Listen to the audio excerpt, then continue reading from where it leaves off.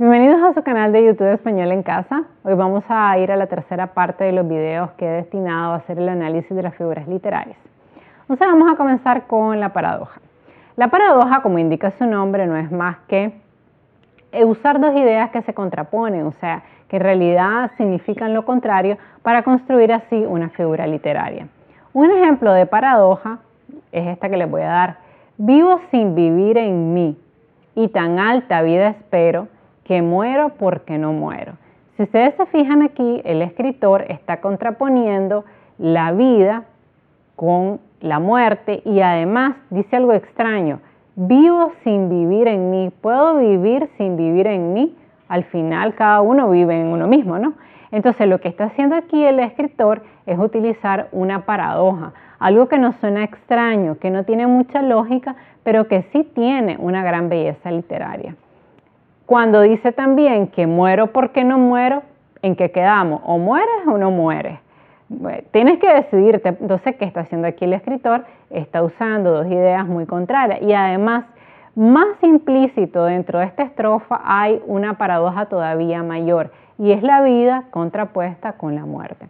Entonces, cuando ustedes vean aquellas ideas que se contraponen, por ejemplo, fuego versus el frío, alegría versus tristeza, cosas paradójicas, entonces esa será una figura literaria. La siguiente figura literaria que vamos a abordar es la apóstrofe.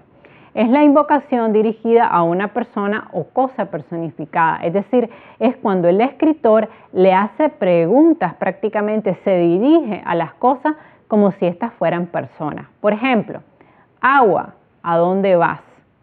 Riendo voy por el río, a las orillas del mar. Mar, ¿a dónde vas?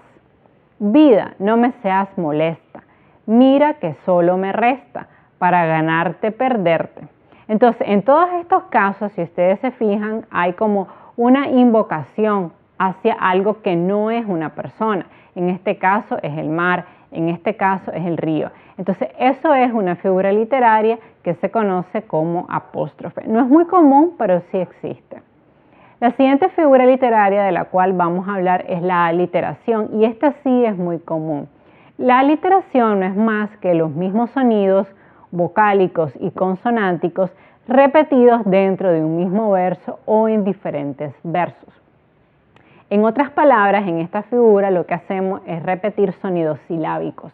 Por ejemplo, la libélula vaga de la vaga ilusión.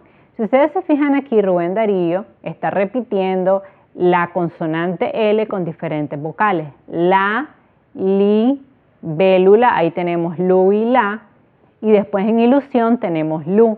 Entonces, ¿qué está haciendo aquí Rubén Darío? Está construyendo una aliteración, porque la L la está combinando con distintas vocales para dar siempre el mismo sentido del mismo sonido, o sea, la misma aliteración. Por ejemplo, aliteraciones también son cuando tenemos esas trabalenguas que se usan bastante, mi mamá me mima. Por ejemplo, eso es una aliteración. Inmensa turba de nocturnas aves. Oigan, inmensa turba de nocturnas aves. Si se fijan, hay muchos sonidos vocálicos y consonánticos aquí, entonces eso es una aliteración. La complexión. La complexión no es más que el uso de anáforas combinados con epíforas. Nosotros ya habíamos visto en tutoriales anteriores que la anáfora es la repetición de las mismas palabras en diferentes versos. La epífora es lo contrario porque es la repetición de palabras al final del verso y ya no al inicio, como ocurre en la anáfora. Veamos este ejemplo. Que se precie un don pelón, que se comió un perdigón, bien puede ser.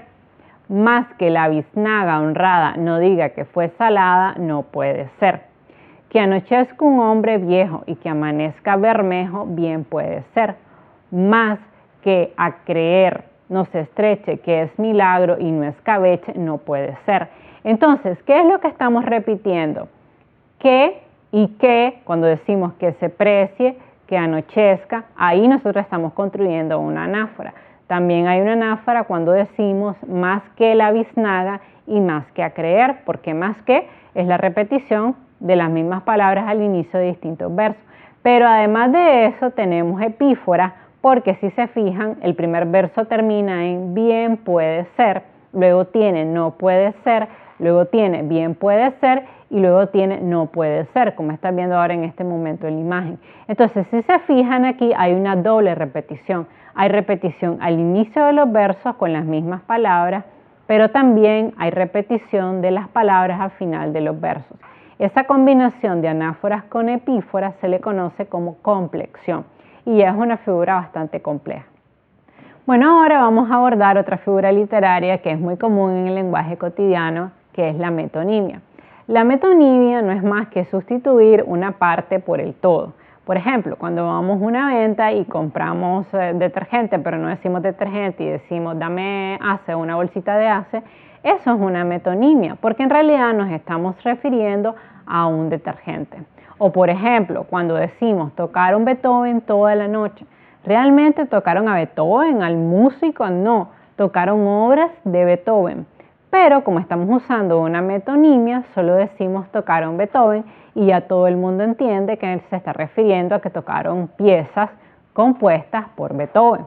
O por ejemplo, si yo dijera, allí va la cabeza más pensante del salón, para referirme al niño más inteligente, que puede ser Luis, por ejemplo. Entonces, Luis es el niño más inteligente del salón, pero en vez de decir eso, yo digo, allí va la cabeza más pensante del salón. Pues eso, o sea, referirme a una parte de alguien omitiendo su nombre o omitiendo el todo es lo que se conoce como metonimia.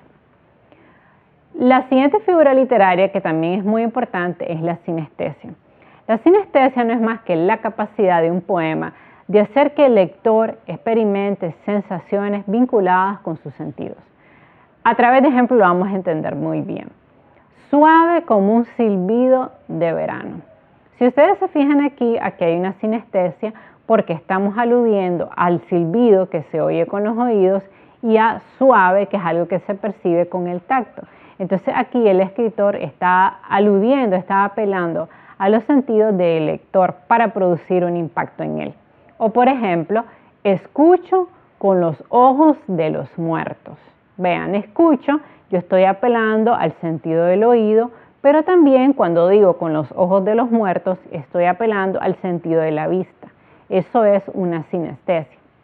O cuando digo, el viento era de color negro y olía a muerte. Por ejemplo, esta sinestesia es interesante. El viento era de color negro. Bueno, podría ser que como se esté quemando algo, el viento se vea negro. O sea, aquí estamos apelando al sentido de la vista. Pero cuando decimos olía a muerto, estamos apelando obviamente al sentido del olfato para transmitir que probablemente de lo que estamos hablando es que ha llegado la muerte en algún lugar. La siguiente figura literaria, que también es bastante común, tanto en poesía como en otro tipo de estructuras, es el lítote.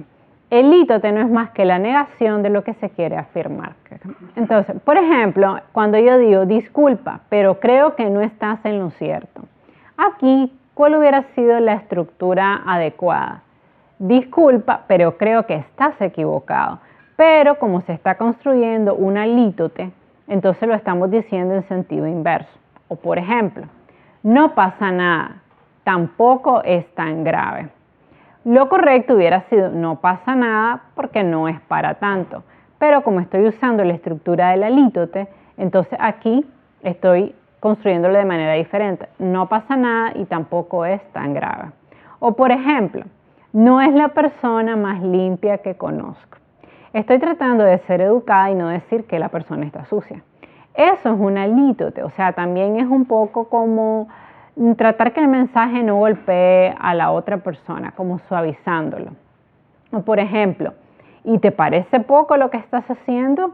O sea, ahí lo correcto hubiera sido ya esto es demasiado, porque el te parece poco es una construcción demasiado larga que en realidad tiene sustitución en el español, pero como estamos usando una lítote, entonces es permitido.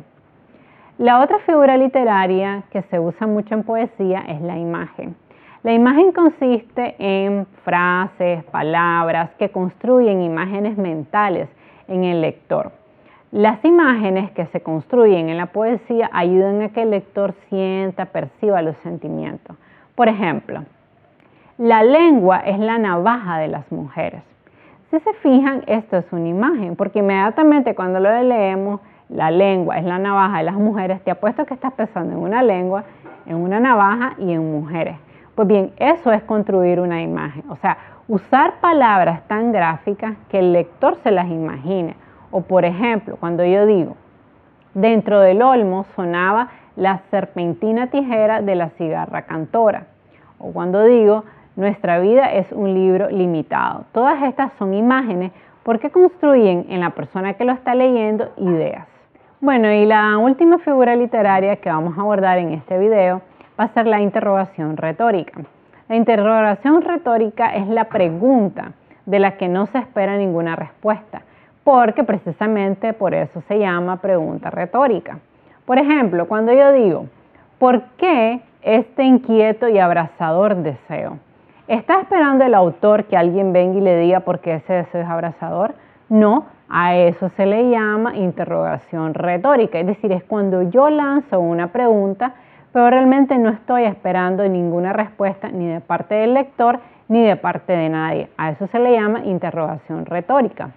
O por ejemplo, esta, ¿serás amor un largo adiós que no se acaba? De Pedro Salinas, también es una interrogación retórica. Pedro Salinas está esperando que el amor le conteste. No, es una pregunta retórica. O por ejemplo, cuando decimos, ¿qué es la vida? Me preguntas mientras me desenamoras, me olvidas, me arruinas. Si se fijan, una pregunta es una interrogación retórica porque realmente el escritor no está esperando que nadie le conteste. Simplemente lanza la pregunta porque esa es la figura literaria que él quiere construir. Bueno, y básicamente esto ha sido todo por hoy. Te invito a que te suscribas a mi canal. Te invito también a que busques la primera parte de esta sesión de tutoriales de figuras retóricas y las siguientes que vamos a estar subiendo al canal para que tengas el mayor abanico posible de figuras literarias. Te repito que me encantaría que hiciéramos una transmisión en vivo donde mis suscriptores creen figuras literarias y entre todos la podamos compartir. Yo, de hecho, voy también a compartir algunos poemas que tengo usando figuras literarias de mi propia creación, porque yo también soy escritora. Por favor, suscríbete a mi canal y regálame un like. Adiós.